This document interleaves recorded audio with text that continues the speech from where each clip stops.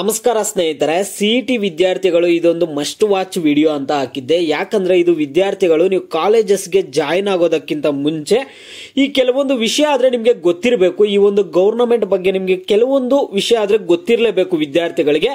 ಯಾಕಂದ್ರೆ ಮುಂದೆ ನೀವು ಕಷ್ಟ ಪಡ್ತೀರಾ ಈ ಒಂದು ವಿಷಯ ಏನಾದ್ರೂ ನಿಮ್ಗೆ ಗೊತ್ತಿಲ್ಲ ಅಂದ್ರೆ ವಿದ್ಯಾರ್ಥಿಗಳಿಗೆ. ಮತ್ತೆ ಒಬ್ಬ ವಿದ್ಯಾರ್ಥಿ ಕಾಮೆಂಟ್ ಕೂಡ ಮಾಡಿದ್ರು. ಆ ಒಂದು ಕಾಮೆಂಟ್ ಗೋಸ್ಕರನೇ ನಾನು ವಿಡಿಯೋ ಮಾಡ್ತಿದ್ದೀನಿ. ಅದ್ರ ಜೊತೆಗೆ ಎಕ್ಸ್ಟ್ರಾ ಇನ್ಫಾರ್ಮೇಶನ್ ಕೂಡ ಈ ವಿಡಿಯೋದಲ್ಲಿ ಕೊಡ್ತಿದ್ದೀನಿ. ಸ್ಕಾಲರ್ಶಿಪ್ ರಿಲೇಟೆಡ್ ಕೆಲವೊಂದು ಹೇಳ್ತಿದ್ದೀನಿ ಅಪ್ಡೇಟ್ಸ್, ವಿದ್ಯಾರ್ಥಿಗಳಿಗೆ ಕೆಲವೊಂದು ಎಚ್ಚರಿಕೆ ಕೂಡ ಕೊಡ್ತಿದ್ದೀನಿ. ಸ್ನೇಹಿತರೆ, ಎಲ್ಲರೂ ವಿಡಿಯೋ ಕೊನೆವರೆಗೂ ನೋಡಿ. ಅದಕ್ಕೆ ಮುಂಚೆ ಯಾರು ಚಾನಲ್ಗೆ ಇನ್ನೂ ಸಬ್ಸ್ಕ್ರೈಬ್ ಮಾಡ್ಕೊಂಡಿಲ್ಲ ಈಗಲೇ ಚಾನಲ್ಗೆ ಪಟ್ಟಂತ ಸಬ್ಸ್ಕ್ರೈಬ್ ಮಾಡ್ಕೊಬಿಡಿ. ಮತ್ತೆ ವಿಡಿಯೋಗೊಂದು ಲೈಕ್ ಆದ್ರೆ ಕೊಟ್ಬಿಡಿ. ನೀವು ಕೊಡೋ ಸಬ್ಸ್ಕ್ರೈಬ್ ಲೈಕ್ ನಮಗೆ ಪ್ರೋತ್ಸಾಹ ಆಗಿರುತ್ತೆ.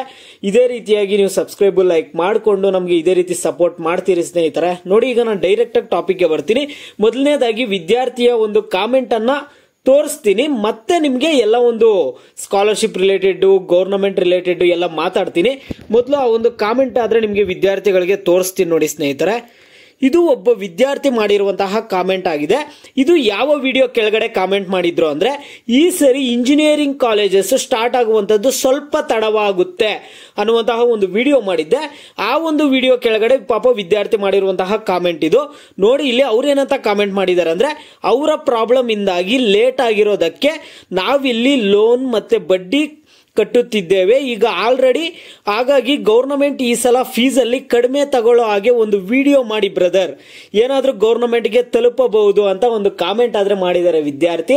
ನೋಡಿ ಸ್ನೇಹಿತರೆ, ಇಲ್ಲಿ ಲೇಟ್ ಆಗಿರೋದಕ್ಕೆ ಇಲ್ಲಿ ಫೀಸ್ ಅಲ್ಲಿ ಏನಾದ್ರೂ ಕಡಿಮೆ ಮಾಡ್ತಾರ ಅಂತ ನೀವು ಕೇಳ್ತಿರೋದಾದ್ರೆ ಸ್ನೇಹಿತರೆ, ಇಲ್ಲೊಬ್ಬ ವಿದ್ಯಾರ್ಥಿ ಕೇಳ್ತಿದ್ದಾರೆ. ಇಲ್ಲಿ ನಾನು ನಿಮ್ಗೊಂದು ವಿಷಯ ಆದ್ರೆ ಹೇಳ್ತೀನಿ ನೋಡಿ. ಸ್ಕಾಲರ್ಶಿಪ್ ಬಂದ್ಬಿಟ್ಟು ವಿದ್ಯಾರ್ಥಿಗಳಿಗೆ, ಇಂಜಿನಿಯರಿಂಗ್ ವಿದ್ಯಾರ್ಥಿಗಳಿಗೆ ಹೇಳ್ತೀನಿ, ನಿಮ್ ಸೀನಿಯರ್ಸ್ಗೆ ಸಾಕಷ್ಟು ಜನ ವಿದ್ಯಾರ್ಥಿಗಳಿಗೆ ಸ್ಕಾಲರ್ಶಿಪ್ ಹಣನೇ ಜಮಾ ಮಾಡಿಲ್ಲ. 2023-24ನೇ ಸಾಲಿನ ಸ್ಕಾಲರ್ಶಿಪ್ ಬಿಟ್ಬಿಡಿ, 2022-23ನೇ ಸಾಲಿನ ಸ್ಕಾಲರ್ಶಿಪ್ ಹಣನೇ ಜಮಾ ಮಾಡಿಲ್ಲ. ಈಗ ನಿಮ್ಮ ಒಂದು ಅಕಾಡೆಮಿಕ್ ಇಯರ್ ಬಂದ್ಬಿಟ್ಟು 2024-25 ನಿಮ್ದು ಅಕಾಡೆಮಿಕ್ ಇಯರ್, ಓಕೆನಾ. 2022-23 ಜಮಾ ಮಾಡಿಲ್ಲ, 2023-24 ಜಮಾ ಮಾಡಿಲ್ಲ. ಹಣ ಜಮಾ ಮಾಡೋದು ಯಾವ ರೀತಿ ಜಮಾ ಮಾಡಿದ್ದಾರೆ ಅಂದ್ರೆ, ಕೆಲವರಿಗೆ ಮಾತ್ರ ಹಣ ಜಮಾ ಮಾಡಿದ್ದಾರೆ. ಲೆಕ್ಕಕ್ಕೆ ಹಣ ಹಾಕಿದೀವಿ ಅನ್ನುವಂತಹ ಲೆಕ್ಕಕ್ಕೆ ಒಂದು 20-30% ಜನರಿಗೆ ಹಣ ಜಮಾ ಮಾಡೋದು, ಒಂದು 40% ವಿದ್ಯಾರ್ಥಿಗಳಿಗೆ ಮಾತ್ರ ಹಣ ಜಮಾ ಮಾಡೋದು, ಈ ರೀತಿಯಾಗಿ ವಿದ್ಯಾರ್ಥಿಗಳಿಗೆ ಮಾಡಿದ್ದಾರೆ, ಓಕೆನಾ. ಈಗ ಇದಕ್ಕೂ ಅದಕ್ಕೂ ಲಿಂಕ್ ಏನಂತ ನೀವು ವಿದ್ಯಾರ್ಥಿಗಳು ಕೇಳೋದಾದ್ರೆ ಸ್ನೇಹಿತರೆ, ಅವ್ರು ಎಷ್ಟೇ ಲೇಟ್ ಆಗಿರ್ಲಿ, ಏನೇ ಆಗಿರ್ಲಿ, ನಿಮ್ಗೆ ಫೀಸ್ ಅಲ್ಲಿ ಒಂದು ನಯಾ ಪೈಸೆನೂ ಅವ್ರು ಕಮ್ಮಿ ಮಾಡಲ್ಲ ಸ್ನೇಹಿತರೆ. ನೋಡಿ, ನಾನು ಹೇಳ್ತಿದ್ದೀನಿ, ಫ್ಯಾಕ್ಟ್ಸ್ ಮಾತಾಡೋಣ. ಯಾಕಂದ್ರೆ ಇಲ್ಲಿ ವಿದ್ಯಾರ್ಥಿ ಪಾಪ ಒಬ್ರು ವಿಡಿಯೋ ಮಾಡಿ ತಿಳಿಸಿ ಅಂತ ಹೇಳಿದ್ರು, ನಾನು ತಿಳಿಸ್ತಿದ್ದೀನಿ. ಇದು ಗವರ್ನಮೆಂಟ್ ಗೆ ವಿಡಿಯೋ ಮುಟ್ಟಿದ್ರೂ ಕೂಡ ಅವ್ರು ತಲೆ ಕೆಡಿಸ್ಕೊಳ್ಳಲ್ಲ. ನಿಮ್ಗೆ ಯಾವುದೇ ಒಂದು ಫೀಸ್ ಅಲ್ಲಿ ಅವ್ರ ಕರುಣೆ ಅನ್ನುವಂಥದ್ದು ಕೂಡ ತೋರಿಸಲ್ಲ ಸ್ನೇಹಿತರೆ.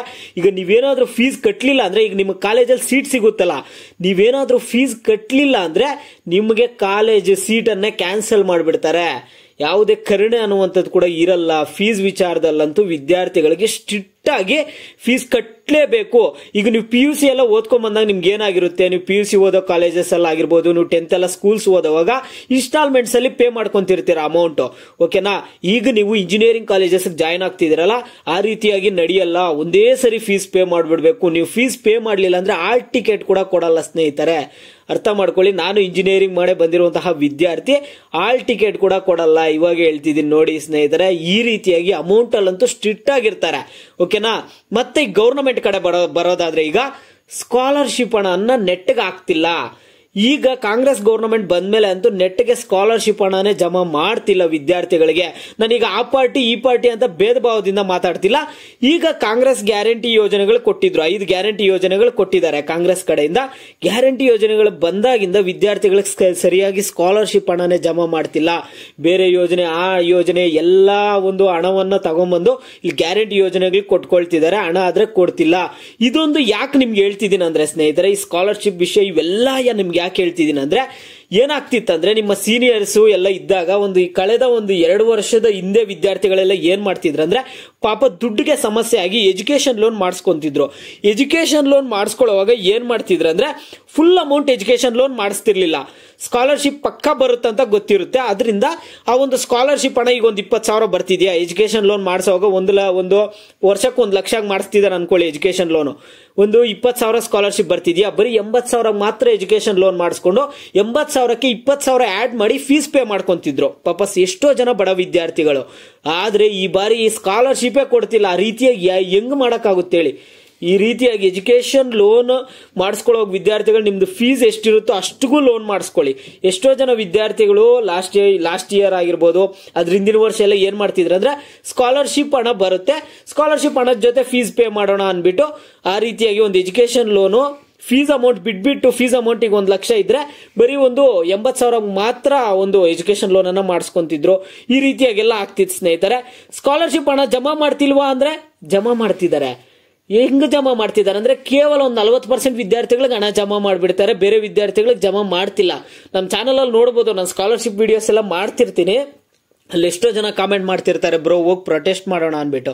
ಓಕೆನಾ, ಇದೆಲ್ಲ ಎಕ್ಸಾಂಪಲ್ಸ್ ನಿಮ್ಗೆ ಏನಕ್ಕೆ ಕೊಡ್ತಿದ್ದೀನಿ ಅಂದ್ರೆ, ನೋಡಿ ಬ್ರದರ್, ನೀವು ಇಲ್ಲಿ ಕಾಮೆಂಟ್ ಮಾಡಿದೀರಾ, ನೀವು ಕಾಮೆಂಟ್ ಮಾಡಿರುವಂತದ್ದು ನ್ಯಾಯವಾಗಿದೆ. ಓಕೆನಾ, ನೀವು ಕಾಮೆಂಟ್ ಮಾಡಿರೋದು ಕರೆಕ್ಟ್ ಆಗಿದೆ. ಲೇಟ್ ಆಗಿರೋದಕ್ಕೆ ನೀವೇನ್ ಮಾಡೋದು, ಪಾಪ ಎಷ್ಟೋ ಜನ ಫೀಸ್ ರೆಡಿ ಮಾಡಿ ಇಟ್ಕೊಂಡಿರ್ತೀರಾ, ಬಡ್ಡಿಗೆ ತಗೊಂಡ್ಬಂದು ರೆಡಿ ಮಾಡಿ ಇಟ್ಕೊಂಡಿರ್ತೀರಾ, ಬೇಗ ಆಪ್ಷನ್ ಎಂಟ್ರಿ ಸ್ಟಾರ್ಟ್ ಆಗುತ್ತಂತ.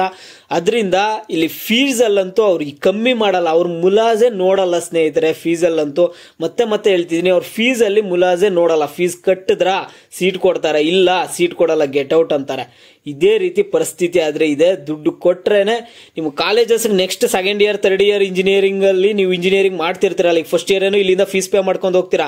ನಿಮ್ ಇಂಜಿನಿಯರಿಂಗ್ ಕಾಲೇಜಸ್ ಹೋದ್ಮೇಲೂ ಅಷ್ಟೇ, ಎಲ್ಲೋ ಕೆಲವೊಂದು ಕಾಲೇಜಲ್ಲೇ ಫೀಸ್ ಕಟ್ಟಲಿಲ್ಲ ಅಂದ್ರೆ ಎಕ್ಸ್ಕ್ಯೂಸ್ ಕೊಡುವಂತದ್ದು, ಇನ್ಸ್ಟಾಲ್ಮೆಂಟ್ ಅಲ್ಲಿ ಕಟ್ಟಕ್ಕೆ ಅವಕಾಶ ಕೊಡುವಂತದ್ದು ಕೇವಲ ಕೆಲವೊಂದು ಕಾಲೇಜಸ್ ಅಲ್ಲಿ ಮಾತ್ರನೇ. ಇನ್ನು ಮ್ಯಾಕ್ಸಿಮಮ್ ಬೆಂಗಳೂರಲ್ಲಿ ಇರುವಂತಹ ಕಾಲೇಜಸ್ ಅಲ್ಲೆಲ್ಲ ಏನ್ ಮಾಡ್ತಾರೆ ಅಂದ್ರೆ ಸ್ಟಾರ್ಟಿಂಗ್ ಇಯರ್ ಅಲ್ಲೇ ನೀವು ಫುಲ್ ಫೀಸ್ ಪೇ ಮಾಡಬೇಕು.